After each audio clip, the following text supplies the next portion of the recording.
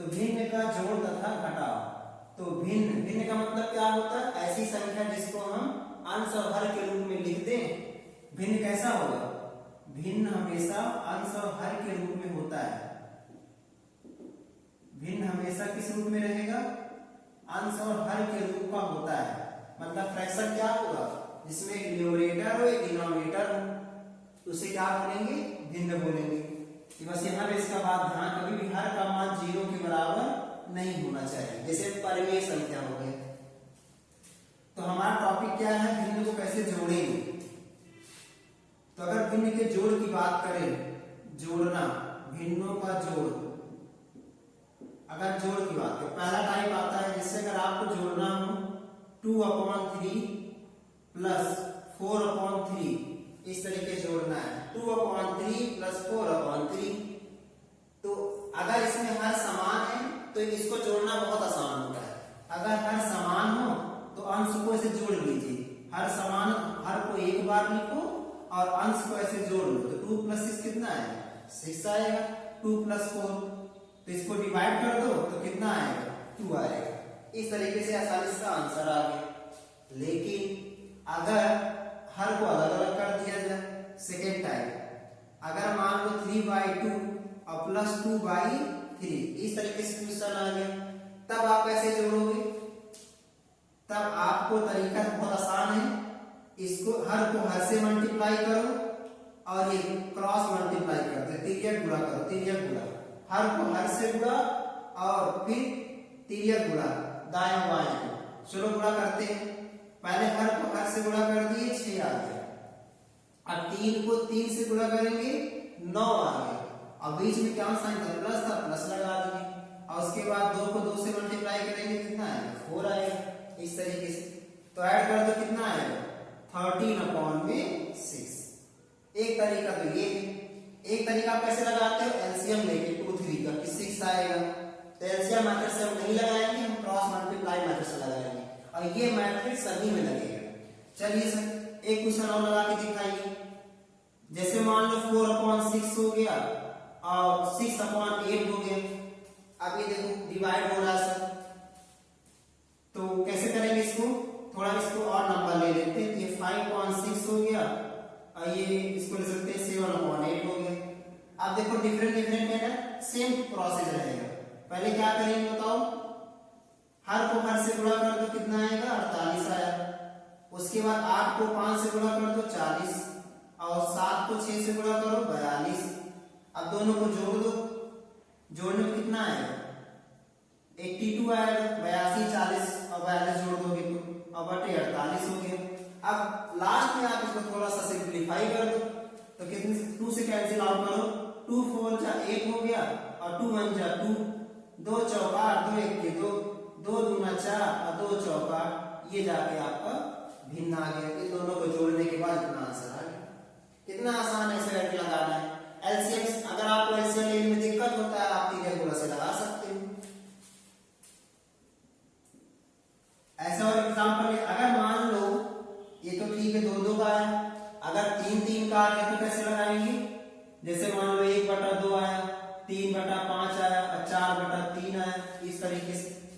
तो कैसे लगाएंगे? तो सबसे पहले आप क्या करेंगे?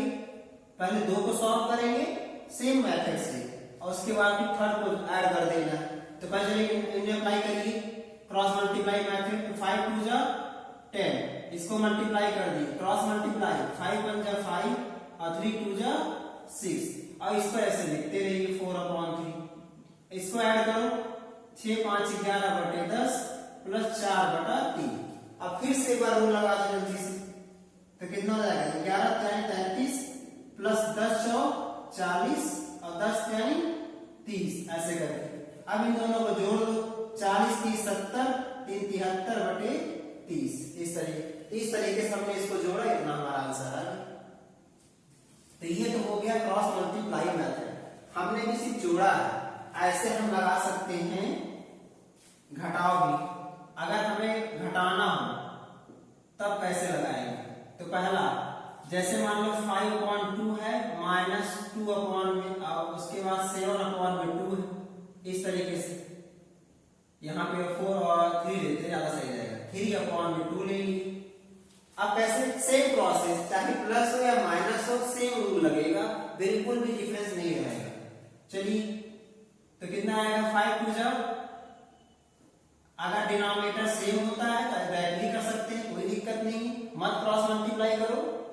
अगर तो कितना 2 को लिखेंगे, उसके बाद 5 टू जा 10 और 3 टू जा 6, तो 10 में 6 माइनस करेंगे 4 अपॉन में 2, कितना आ गया आंसर 2। या और करके अगर आप क्रॉस मल्टीप्लाई से भी लगाओगे ना तब भी आपका आंसर आएगा 5/2 और -3/2। चलो लगाओ, पहले हमने क्या कहा था, हर को हर से मल्टीप्लाई करेंगे तो 2 टू जा 4 हो गया, फिर 5 टू जा 10 -3 टू जा 6। अब 10 में 6 माइनस करिए, कितना आएगा, 10 में 6 माइनस करिए। अच्छा यहाँ पे गलती हो गया ना, 2 और 5 में 3, इसको डायरेक्टली ऐसे लिख देना था ना, तो 5 में 3 कितना हो जाएगा 2, और 2 अपॉन 2 कितना हो जाएगा 1 हो जाएगा। ऐसे अब यहाँ क्रॉस मल्टीप्लाई लगाइए, 5 टू जा 10 -3 टू जा 6, और 10 में 6 माइनस करिए 4 अपॉन 4, तो कैंसिल आउट हो गया, कितना आया 1।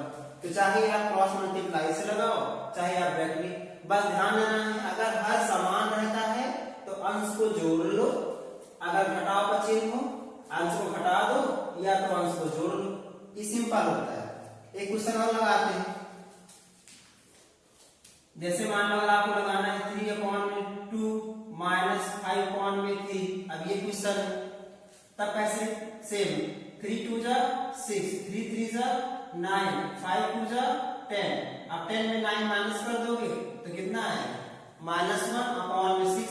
हमेशा बड़े नंबर का चिन्ह लगाते हैं, बड़ा नंबर कौन सा है 10 है ना, तो हमेशा 10 का मिडिल लगे से आंसर हमारा ऋण में आएगा, इसका हमेशा ध्यान रहे। नोट में ध्यान दीजिएगा, बहुत छोटी सी गलती आप सभी करते हैं, अगर 2 में से 5 माइनस करेंगे तो -3 आएगा, हमेशा बड़े नंबर का साइन लगाते हैं। ऐसे 3 अंक का लेते हैं, घटाओ 3 अंक का लेते हैं, कितना है 1/2 -3/5 और +4/3। अब ऐसे आगे माइनस कर देते हैं इसको भी, तो पहले आप 2 में अप्लाई करेंगे फिर तीसरे में रूल अप्लाई करेंगे। चलिए मल्टीप्लाई करिए, 5 टू जा 10, 5 1 जा 5 और 3 टू जा 6, -4/3 हो गया। अब 5 में 6 देखो बड़ा है 6 ना, तो -1/10 और -4/3। अब यहाँ में मल्टीप्लाई लगाइए, 10 3 जा कितना हो गया 30, और -3 1 जा 3, -10 4 जा 40, तो 40 में 3। अब देखो जब भी सेम चिन्ह सेम साइन रहेगा, समान चिन्ह हमेशा जुड़ता है, तो कितना आ गया 43/30, लेकिन बड़ा कौन है 40, हमेशा बड़े नंबर का साइन लगाते हैं, तो -43/30 आंसर आ गया इस तरीके से। अब ऐसे आप 3 का लेकर लगा सकते हो, 3 ऐसे क्वेश्चन लगा सकते हैं, 3/2 -1 ऐसे मान लो -1/2 एंड 5/3, इस तरीके से। तो कैसे लगाएंगे, पहले तो देखो हर समान है, अंश को इसी घटा दो, तो 2 हो गया, 3 में से घटा दो 2 आ गया, +5/3 हो गया, यहाँ कैंसिल आउट हो गया 1, तो 1 + 5/3। अब इसे कैसे जोड़ेंगे, इसे कहते हैं मिश्रित भिन्न कहते हैं ना। अब चाहो तो इसके नीचे 1 लगा के काम कर सकते हो, तो पहले 3 को 1 से मल्टीप्लाई करेंगे 3, और फिर 3 1 के 3 और 1 5 5, तो कितना आ गया 5 3 8/3। इस तरीके से हमारा आंसर आ गया। तो एक नोट और ध्यान दीजिएगा, कभी भी कोई संख्या अगर ऐसे लिखा है इस तरीके से, तो कैसे इसका आंसर है, इसको इसमें मल्टीप्लाई करते हैं फिर इसको इसमें जोड़ देते हैं, 3 1 जा 3, अब 3 में 2 जोड़ दो तो कितना आएगा 5/3, या इसी को ऐसे करके कहीं लिखा जा सकता है, या तो ऐसे लिखो या तो ऐसे लिखा जा सकता है। तो कितना आएगा 3 1, इसको इसमें से गुणा करते हैं हमेशा और इसमें जोड़ देते हैं, 3 1 के 3, 3 2 5/3, ऐसे करके कर सकते हैं। तो कितना आसान है 3 गुणा से, क्रॉस मल्टीप्लाई मेथड से। ऐसे कोई भी क्वेश्चन आप ले सकते हैं बहुत आसानी से। ऐसे अगर मान लो 5/3 है, 5/3 7/4 और -3/2 है, तब कैसे लगाएंगे, पहले इन दोनों में लगाइए क्रॉस मल्टीप्लाई, 4 तिहाई 12, फिर 5 चौक 20 और 7 त्रिक 21, -3/2 हो गया। इसको सॉल्व करिए तो 41/12 आ गया, -3/2 आ गया। इसको सॉल्व कर लीजिए, 12 × 24, 41 दूना 2 के 2 82 हो गया और माइनस 12 3 36 हो गया। अब इसको हटा दीजिए, 12 में 6 गए 6 और 7 में 3 गए 4 बटे 24 हो गया। तो क्रॉस मल्टीप्लाई मेथड में क्या होता है, बाद में आपको सिंप्लीफाई करना और सरल करना होता है। तो अगर कैंसिल आउट करते कर दीजिए, 2 2 जा 4 और 2 3 जा 6, 2 1 जा 2, 2 2 जा 4, तो 23 बटे 12 आंसर आ गया। तो कितना आसान। तो इस तरीके से हमने भिन्न का